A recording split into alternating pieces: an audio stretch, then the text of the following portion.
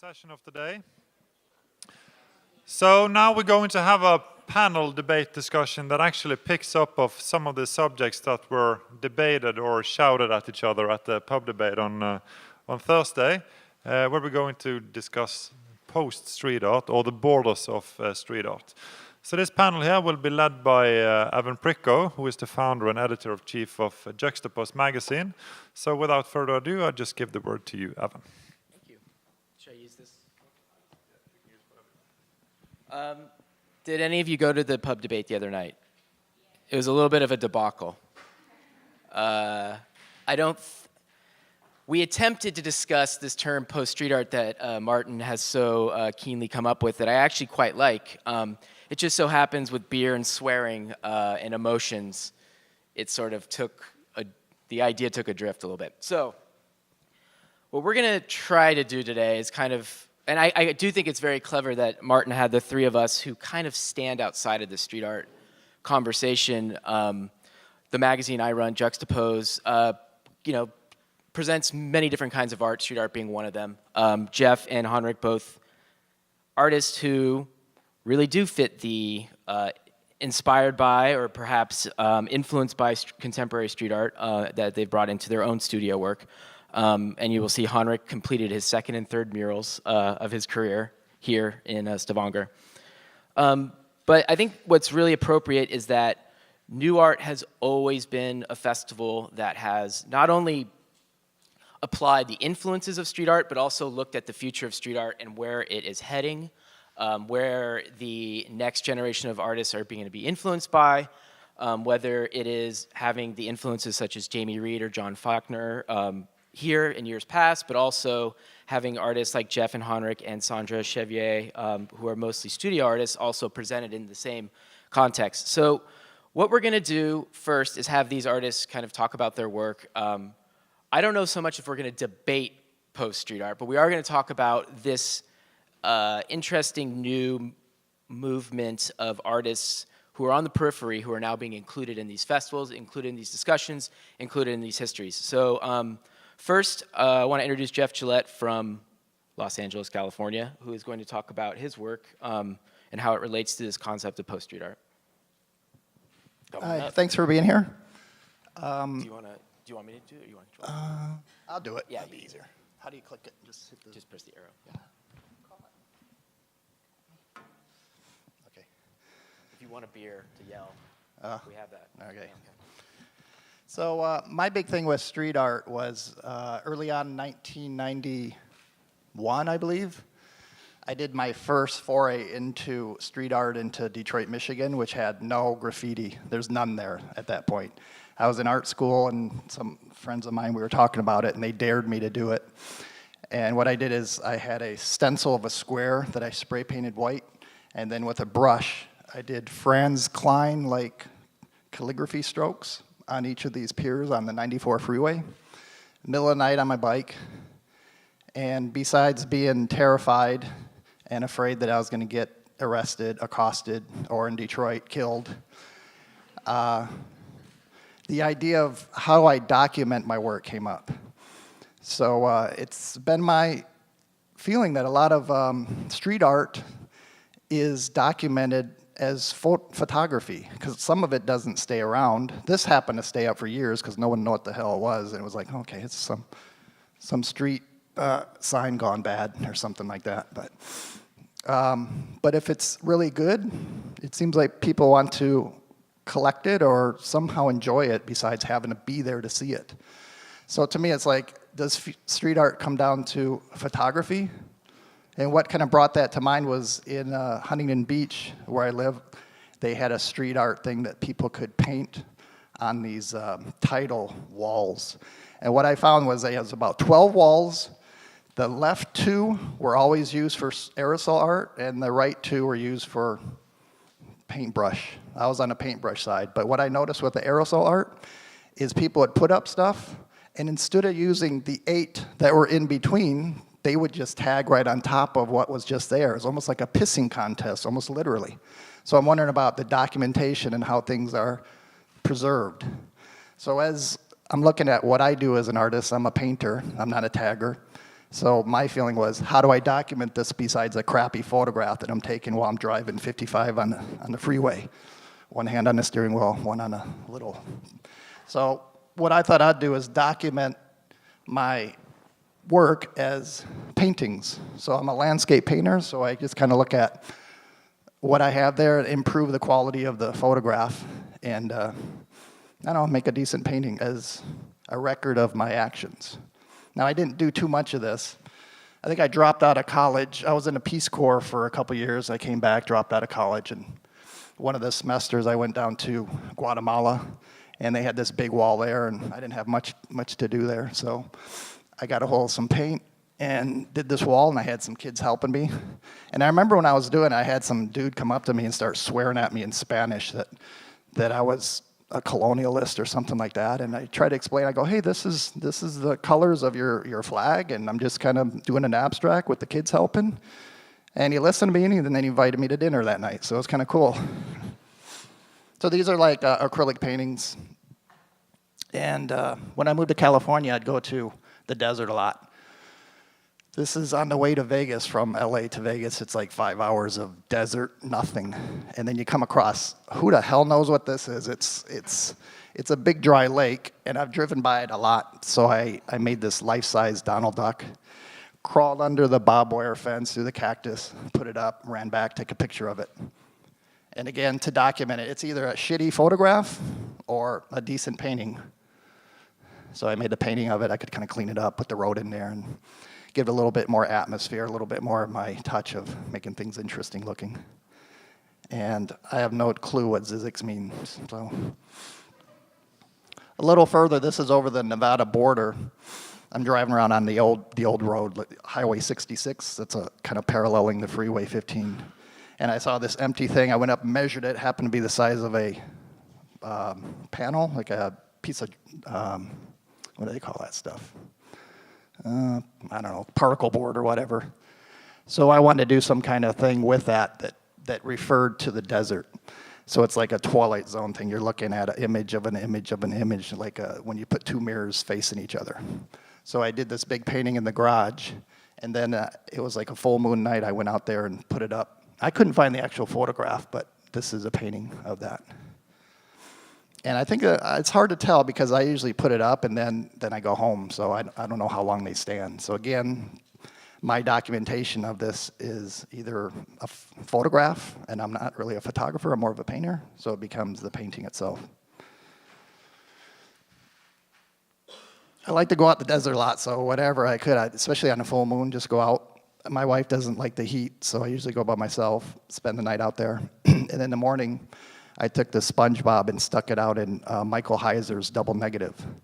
In order to get there, it's like about an hour past Vegas, and then you have to do a little bit of four-wheel driving to get there. You could probably get there in a car, but I'd be a little afraid because there's some sand and stuff. So I did something on each side of it. So again, the photograph kind of works, but I liked the touch of the painting more. You can bring out the colors and stuff. And then a couple years later, I went on the other side and then stuck this painting out there. And I just kind of left it there. I'm sure it just blew down. I put a bunch of rocks in there to hold it. But it was really hard to get in this side. It was too steep. So I just kind of stuck it out there and got a flat tire out there, by the way. Ran into a bush, which is scary. So the idea of doing street art, I'm doing street art where the streets are four-wheel drive roads out in the middle of nowhere that the only people are going to see them are people camping or maybe people doing target practice. So I'm doing some plein air painting. I stuck the Mickey out there. What was fun at night is I would stick I had a little flashlight. I just kind of left it on there, so it was like a cool billboard all night for me. And then I went back, I think the next year, and the hunters or the target practice people started shooting at it. And then the next year, oops, how do I go back? Oh, that's it. The next year on the right, it was completely destroyed. So after that, I would take the Mickeys out there and not let them have all the fun. I'd go out there with my 9mm and shoot them a couple times.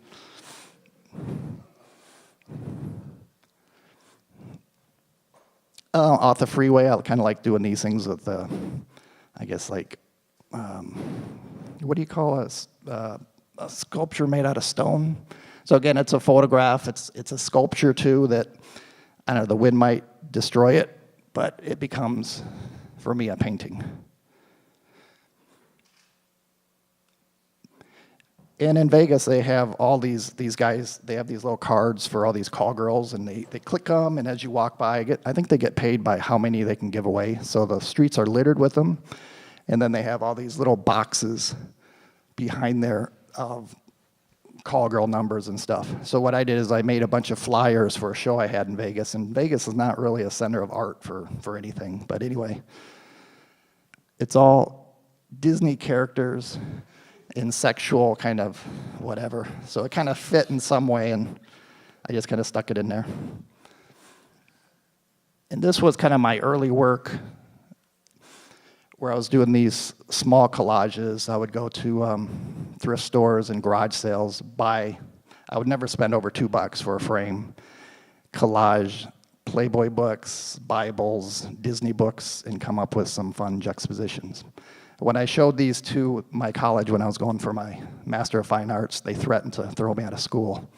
So the next time I did my critique, I brought in some really nice paintings. See, I can do paintings too. They thought I was just screwing around there.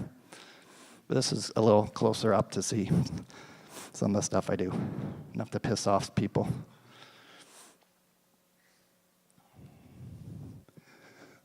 What's this one? Oh. Yeah, I had boxes and boxes and boxes of these, so I started just leaving them in bathrooms and stuff, because that's where I think they belong. A lot of times I would go to friends' houses that bought these, and I would sell them for like 10 or 20 bucks. And they would be in the bathroom. I think that's a place for them. This is another foray out into the desert. I found this one, it's like way out there. It's like, from driving in LA, it's probably about 7 hours, and the last hour is four-wheel drive. And there's this big hunk of car part or truck part that's been out there. It's almost like a monolith, like in 2001 Space Odyssey, that the monkeys are worshiping. And I went out there with a stencil and painted this. And again, I'm not that good a stencil painter, so I improved it on the painting. Let me add a little step here. Any questions so far on anything? Because I'm going to change gears a little bit. Okay. Something I like to do a lot is, like I was in a Peace Corps volunteer in Nepal. And during those 2 years, I would go to India whenever I had a chance. All my friends went trekking in the Himalayas and went to Everest Base Camp and all that. I had already done that as a not a volunteer, but a tourist 5 years earlier. So just getting to work for me was doing a trek. So I was saying, screw that. I want to go have some fun in India and find some good food and some beer. So I think I went to India about 12 times in 2 years. And then after that, I've been going every couple of years. Now I try to go every spring break. And a couple of years ago, I went and took a Mickey Mouse stuffed animal. And if you buy these in Disneyland, they're like $60. I don't know how many cronies that is, but it's kind of expensive. I was getting them at garage sales for $5 or $4. And I took it and shoved it in this landfill. Again, a lot of this stuff is online. So my idea, it's street art in some sense, because it is outside, it is public. I don't know who's going to be there because it really smelled. I mean, there were some people that, like the poor people, sometimes go through the stuff. I didn't see them. But this thing is so nasty, it just spontaneously combusts. So I went out there. So to me, it's part performance art, because I went to India and threw the thing on there and almost fell in the tar. It's a photo, it's a video that I have on YouTube, and a painting. And the painting, I took like a Disney spin on it, and I put a bunch of Disney dogs on it. So you have all the, because when I went up there, there are all these dogs. I've gotten rabies before walking around Asia, and I didn't want to go anywhere near these guys. So you can see a tramp and all that from Disneyland. And then this summer, I do a lot of paintings of landfills. So I did a couple things. I did a plein air painting out there, and I also asked the guy, because I had like the worker, he was like the PR guy. He went out there with me, made me wear the vest and everything. And we took the Mickey and we used one of those big bulldozers and dumped about 2 tons of garbage on them. But I also did a plein air painting out there, and my feeling with that, it was like a culmination of something that I looked at when I was like junior high kid. I think it's 1971, loved Mad Magazine. And there was this thing by Will Elder called Heap, where a scientist just throws this garbage out, or this concoction of chemicals into the garbage, and it turns into a creature. And Will Elder in his work always puts these little gags, these little sight gags on the margins of the pictures. So he's got this guy in a French beret doing a plein air painting out in the landfill slum. And so I thought, I'll try that as performance. So.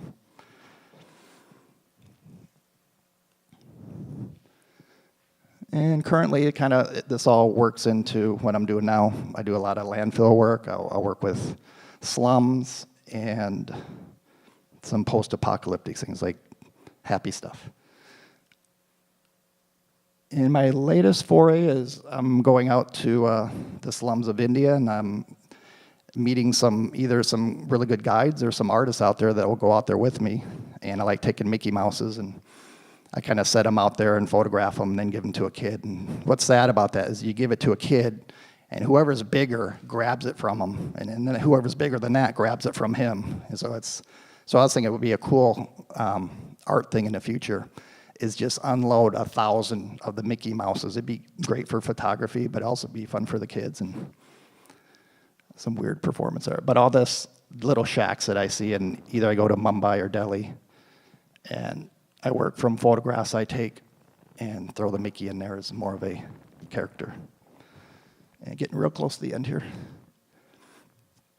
This is an area in Mumbai that's near where they filmed Dharavi, where they filmed Slumdog Millionaire. So I took this picture, and then a year later, I started painting what I think would be cool if I could put a Mickey right on the shanty. And I thought, I'm going to do that. So I think the next year, I got my guide to go out there, and we put it up there. And then I went this last year. Well, I'm documented by film, but I went there this last year, and you can see how it kind of got weathered there. But it seems like every year I go, the shanties, the slum village changes. It's evolving. They're going multi-stories now. They're coming out further. I mean, it's just it's an ever-growing issue there. And so this is another one I did. Now at this point, these are some paintings I want to work on. Another thing I did is when Banksy came out to Los Angeles and he did his Barely Legal show, I had a collector dare me to go Banksy, Banksy. So I brought this 11 by 14 painting, a little thing on panel, and I stuck it in my shirt, and I noticed there was tons and tons of security. They were going through backpacks and frisking people. So what I did is I had it in my shirt, and it was kind of poking out, and I was kind of had my elbows in and playing with my camera. And I just kind of walked right in there. I put some earthquake putty in each corner and stuck it up there. And people are looking at it thinking it was his. I think it was up there for about a half hour.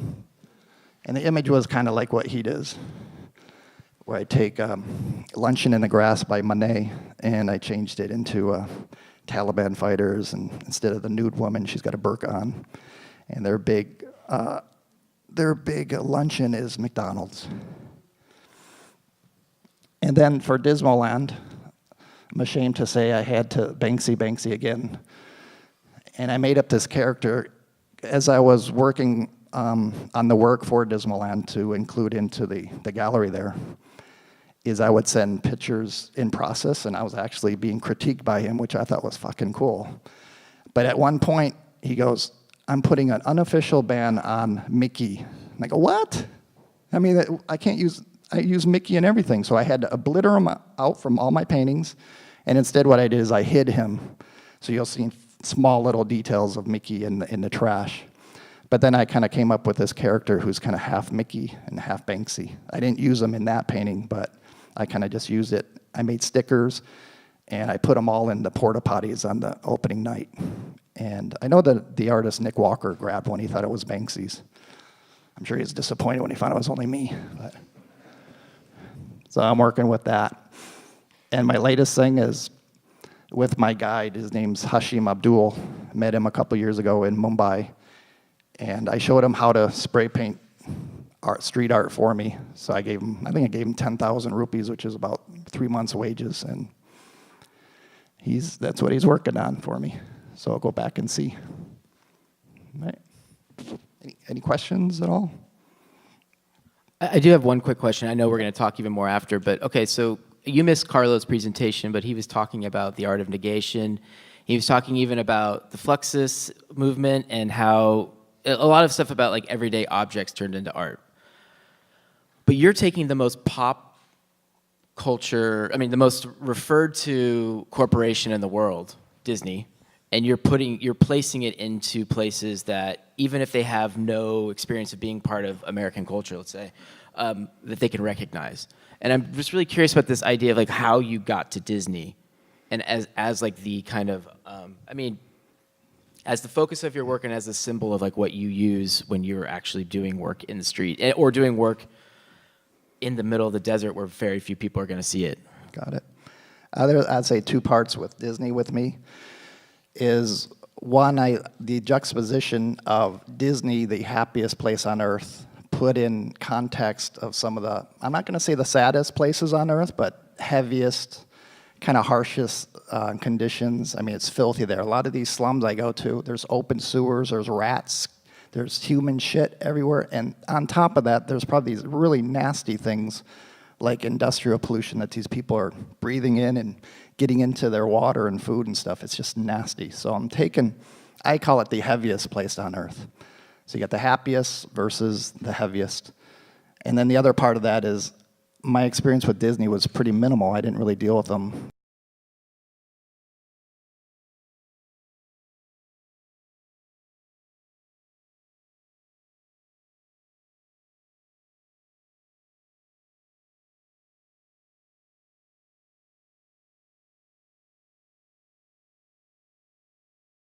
I use the F word, sorry. No, you're supposed.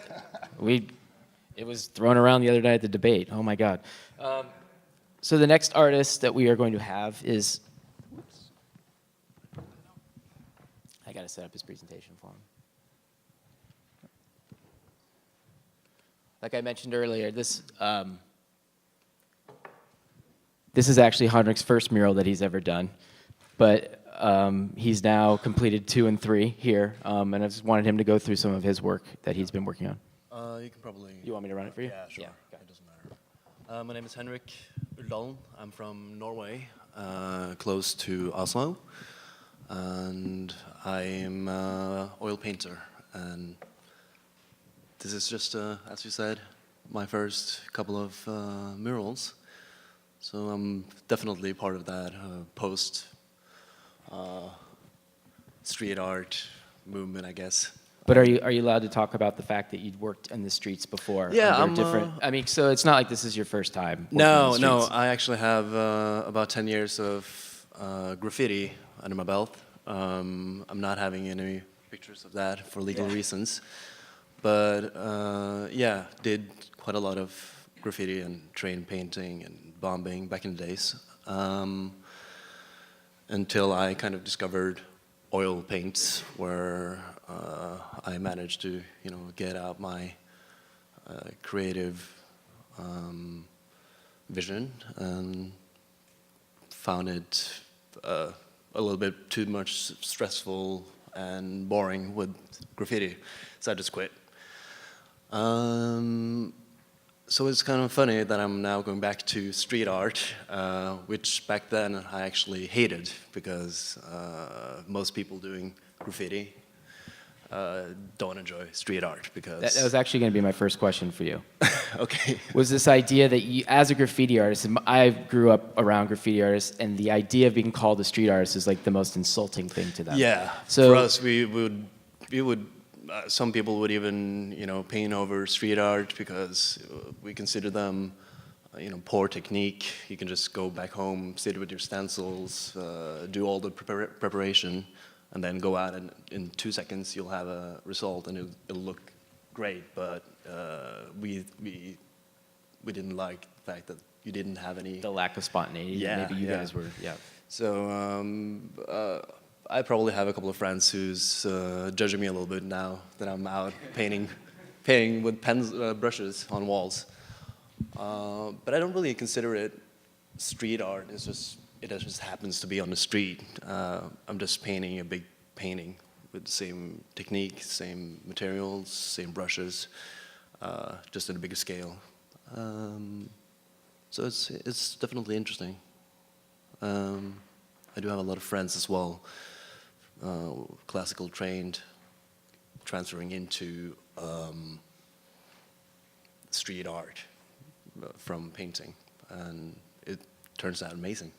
Is it something that turns into like a different challenge, a new sort of way to inform the way you paint in a studio? Not really. I do the exact same stuff. Just now that I happen to have a little bit of audience and less time to do it. That's pretty much it. It's the same. Is that snow? Yeah, it's snow. It's in Oslo, close to Oslo. So my work revolves around darker themes like nihilism, existentialism, despair towards humanity and society, myself, feeling a numbness. I'm a lot of fun. I got a little tear in my eye. I just felt a little. I mean, Jeff works with many of the same topics, but more in a satirical and fun way, which I do admire. Yeah, what more to say? Well, we can just talk about this whole post-street art Yeah, kind sure. of idea, since you are actually kind of. It's very interesting that you. I feel like with Juxtapoz, more and more often, I get asked to curate projects for companies, and I put that in quotes just so I don't want to name the actual companies in which I do it, but you can see it sometimes in our magazine. And we'll get the question, we'll get the proposal, we would like a street artist to do this. And I find myself so often kind of going, well, all right, I don't always want to just grab a street artist to do a mural or have a street artist do a certain project. I'm always looking to go outside of the box a little bit and bring different people into this sort of public art discussion. Is there something, though, for you guys, do you ever get pressure, or is there any sort of kind of gain by being part of say, a post-street art movement, just even being titled into something that says street art in it? One thing, if you're talking about your sponsors asking for something done, sounds to me like a commission. The artist there would get rewarded. And that is the good thing, is that artists get paid, of course. Right. But it's interesting that they always say, I want a street artist, as if there is some sort of defining feature that they want. I go, well, what kind? They go, I don't know. Well, to me, that would be a question of how much skill that person has, because someone could ask me, oh, well, we want Jeff Gillette to do this big mural, and I'm going to say, I can't do that. I don't know how to do that. I will. I mean, I've tried it, and they're terrible, so. So sometimes it just doesn't translate. Right. But is there something, you were asked, both of you were asked to be part of a street art festival, in the grand scheme of things, and you said yes. Yeah. Free trip to Norway. No, so what I'm wondering is, what's interesting about that is, like, how did you find yourself like, okay, I can fit myself into this program? Is it because NUART has all these other parts to it, which is basically what we're trying to define post-street art as, is all these different components? Well, I never got asked to anything, actually. I just kind of wanted to do a mural, and asked a friend of mine last year to do it, and it worked out. And I didn't know if it would actually work out.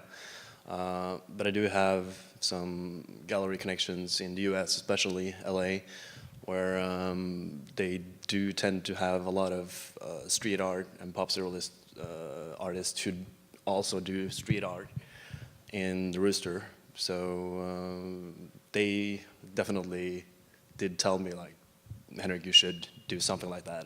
It would be cool. Right. So, yeah. I think with me, it was an invitation to come here and do street art for the first time without having to worry about getting arrested. So that's fun. I mean, I probably did more street art on the way here than I have my whole life. The other thing, I think with me, I was invited also because of the constructions. I've had a chance to, in LA, I created a large Disney thing, kind of like what Banksy did, but on a really small, cheap, shitty scale. But I just found a bunch of crappy wood out in the desert, constructed it on the floor, looked at it, and I thought, this would work perfect. So I got invited for the LA Art Show to build this thing. It was like 30 foot tall and 25 foot wide, and it was huge. So I had a construction guy help me do that.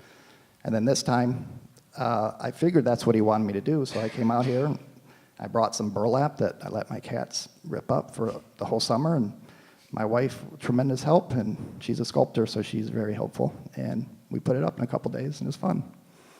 So I don't know if that it's a departure from easel painting big time, but I don't know if you'd call it street art. Well, we kind of made it, we did make it street art. We brought all the shit and garbage on the way from the hotel. We picked up all the litter and brought it and used it to help clean up Stavanger. So We tried to debate the other night. We tried to kind of bring out this question of, with all these festivals and organizations and curators and conversations that we all have, and artists kind of transforming themselves from studio to public, public to studio kind of seamlessly, it was a time to give it a different name. I think it is, and I think post-street art is actually a pretty good name. I mean, unlike Carlo, I actually liked the name. Do you think there is a bit of a time to give the movement a little bit of a different kind of perspective, different name, different title? And I know titles or labels are tricky, but you were open to it because you actually liked the idea of being part of a group of something artists. bigger. To be involved in something bigger, something that could have a name on it, something that might evolve into something that is respected by others and enjoyed by people. And my big thing is, I think the biggest feeling against it is probably the street artists themselves, possibly. That there's something beyond them, and that in order for them to stay up to date, they have to transition into it somehow. Which I know some artists do. I mean, a lot of artists will do work as prints and sell them because they can't sell a mural. I mean, I know Banksy does that for sure. So maybe it's a natural transition. I'm not really that interested in the labeling either. I find it a little bit restricting, even though you don't have any restrictions when it comes to art. But I've never been a fan of labeling in general.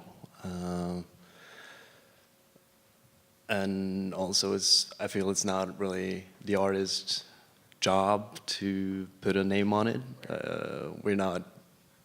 It's people like me who have to put things. Yeah, in yeah. magazine You're the writer, so and it's make your it in job. capital letters and like. Where did that term come from? Who came up with that? Post street art? Yeah. Martin. Martin. Yeah. The organizer of said festival. Yeah. Just recently. Yeah. Just for this?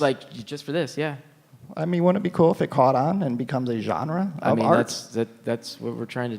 Well, that's cool. I'm going to start. Who's against that? We're going to put in Juxtapoz. We're going to put in all capital letters, and we're going to see if it flies. Cool. That's what the goal is. Well, the next thing will be fuck post-street Well, art. no, I mean,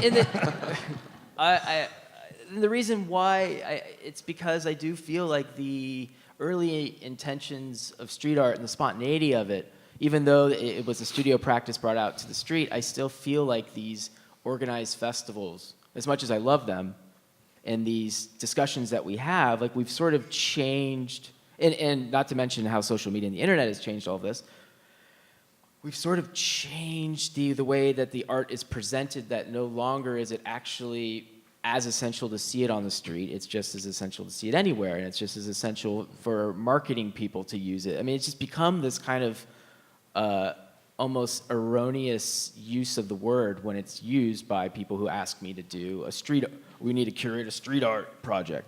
And that's exactly how they sound. So I guess that's the reason why I'm kind of interested with this rebranding a bit. No, I do actually see a huge difference from like the classic street art and well, what's happening now right now, and I'm out doing street art, and but I would say that Jeff's work is probably more of the old school street art way. Sure. You know, a clear message, bold statements, Satirical. You know, yeah. While now you have abstract painters just doing a color block on a wall, and you know it doesn't say anything that obvious, but you know it's there. Right. So yeah, it is. I mean, you guys both kind of do the work that you present out to the world is kind of like the opposite ends of the spectrum of what kind of the human experience is, whereas you're kind of mocking a bit of this utopian place that Disneyland has created, this happiest place on earth motif, and you're kind of taking like a little bit more of the sort of after you've gone to Disneyland and spent a bunch of money and kind of ate some bad food. The feeling afterwards. The feeling that you have afterwards. Yeah. So you guys are a little bit on the a little bit on the opposites, but also kind of commenting on some of the similar human experience. Yeah, I agree though. Yeah, I think, well, I consider myself an expressionist in many ways. I'm all about the atmosphere, the feeling, not about a clear message. I work so that representational that I feel like I can be a bit abstract in terms of concepts. Yeah. So yeah, no clear message. So whenever somebody comes up and like, this is exactly, my friend who has cancer, right? Like, no, I don't know your friend. You know, it's not anyone or anything or a narrative. It's just a feeling. Yeah. See, my work, I think, comes from my background as an underground cartoonist. I love Robert Crumb, and some of those guys are just masters. Robert Williams, his early stuff. I mean, his paintings are cool, but I thought the black and white stuff that he did with line, and you could see where he used whiteout, was fine art to me. And that worked into collage, and now just screwing around with, it's almost like a cartoon look at the world, like as a hyperbole. So it's like same as what Henrik is doing, but that's an interesting thing to bring up because Robert Williams founded Juxtapoz magazine, and those artists, and Carlo could speak to this too, like those artists kind of went through a bit of a underground movement turned into sort of a major fandom behind it, and curatorial and critical eyes kind of looking at it in different ways as it grew and grew and grew, and they created journals like Juxtapoz and other magazines kind of based around that kind of underground scene. But it's now an international movement and kind of went from pop surrealism to new contemporary and all these different titles that kind of don't seem to do it justice, but also kind of work. So street art's kind of going through that same moment where the attention to it has kind of transformed the way we identify what it is. Yeah, it seems like what the concept of street art and post-street art, it seems like there's a lot of overlap there. I think to me it's the overlap where with the comics and into the pop surrealism, that was more of a transition. This is overlap where artists do both, but I see the big transition of many of those artists became painters. Art Spiegelman, Robert Crumb didn't, but everybody else seems like they did. Yeah. Should we open it up to some questions from the audience? Yeah, I think we've kind of hit that sort of point. We still haven't resolved the post-street art thing, I'm sorry, and we sort of debated it, but... We're going to let Juxtapoz decide. We're trying. Yeah. I had a question for him. First of all, I love your work. Thank you. And I love the psychological and moody overtones. And I think most of what you're showing, the images, are usually female subjects. Not really. Just happen to like females. But no, I do paint men from time to time. Women are innately more existential and... No, just my visual taste, I think. I just enjoy the look of a beautiful woman. But I do paint men from time to time. I do. You're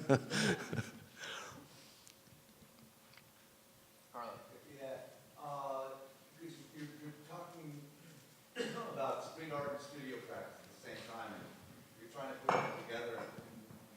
It is kind of crucial, and it's one of the things I've seen, first with graffiti artists, when they tried to go to the canvas, a lot of them, like Blade or something like that, would literally just do the same kind They write their name. And then we saw like a certain number of those artists, like Lee and Future and stuff like that, get more ambitious and more skilled as painters. And then I think I saw a pretty similar thing happen with the early days of street art, this idea of like, well, the stencil or this wheat-based thing, I'm going to do as a print or as a canvas, but it was the same image on a canvas as you might experience on the street. And the problem I always saw with that was that the studio practice addresses a whole different gaze than the street art practice. That is, what in street art was very much accepting the modes of those communication. The same way that a corporate logo could be read from very far, could be like architectural on the side of a building or reductive to just a little thing on a business card. This kind of language, but it's a very immediate, direct form of address. And that doesn't really necessarily work in the same way that we experience fine art. That the painting that's supposed to live in your house for your lifetime or to be in a museum asks for a contemplative gaze. And that street art may be, that these vernaculars are too quickly read, and that they need something which will sustain. Like, do you really need like a simple fancy image on your wall? So Well, I kind of, some of the times when I would read into some of that early, when I say early street art, I'm thinking of the kind of the swoons and the bass and the fails, like, who were doing some really interesting stuff on the streets. I always thought of that as that their studio practice went out onto the street and back into the studio in a very similar ways, because that was their original ideas of how they wanted to present art to begin with. And that I feel like that even if they didn't have the street, that might have been the way they were going to do their art anyway. I don't know if that's a good reading of it, but I always felt that maybe in those early days when there wasn't an infrastructure to show that work, maybe that was just their only idea they had, was this kind of similar studio practice and gallery practice that I feel like now maybe you can kind of explore different avenues in different ways now. There's not, you can be a different artist on the street than you can be in the studio. I don't know. Well, yeah, but I think about that for both of you, for Jeff and Henrik, is what you're doing on the street, Henrik, is emotionally and visually more complex than the easy legibility you get with a lot of other street art. So it has that difficulty. And then, Jeff, you have a similar difficulty. It's kind of like you have to go back in the studio and paint what you would have done out in nature, because it's just better. It's the same. It sustains itself better pictorially when you painted it. Does that make sense to you guys? Yeah, absolutely.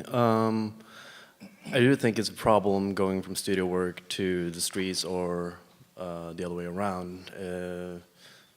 I can only talk from experience with graffiti, but yeah, so when I did graffiti, it was not about a message. We were just bombing. We wanted to be up. We wanted to be everywhere. So for us, suddenly having this gallery and doing graffiti on those pieces in a gallery wouldn't make any difference, because it just meant we were up somewhere else legally. It didn't matter. We were just there. So that transition for me, even though I never did like graffiti type art on canvas, but that wouldn't have been a problem for me, because I didn't really care about the having to be legal. That I do understand other people looking at it would say, it lost its edge. It's not the same. But I'm not to say how my work works on big wall or not, but for me it's not a problem at all. I don't really care. It's just out there, and I enjoy that. To me, it's like the iconoclasm that you see with Banksy's work, where he screws with contemporary culture and popular icons. I love doing that. I see what he's doing and appreciate it, and I try to do the same, but I'm on a lot smaller scale in many ways. And I like to do that in my paintings, so sometimes there'll be little surprises. So if you're gonna find something with these little details that's gonna piss you off, I mean, that's what sometimes I think artists wanna do, and it's a different way of treating your audience. accepting them, appreciating them, or just not insulting, but just provoking them. And I think street art does that a lot. I mean, a lot of times just by the fact that it's there, if you're talking about the gaze of the viewer, many people will look at it and say it doesn't belong. I think this town here, the anomaly of allowing street art to be out there is, I think that's really cool. I'd love to see this elsewhere. But in the rest of the world, it's seen as a scourge, even if it's done nicely. And I don't know, that to me, the artists, by doing stuff, especially out in the real world, that gaze that they're looking for is the attention. It's like, whether it's positive or negative, they want to get their voice out there and show things. Just like an easel painter. Any more questions?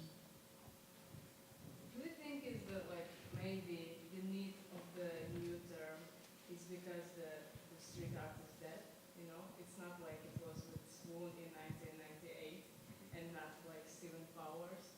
So you're trying to find the new thing because the muralism are like used by the politicians. You know, we have a lot of the street art festivals, and a lot of them are quite corrupted. We have these superstar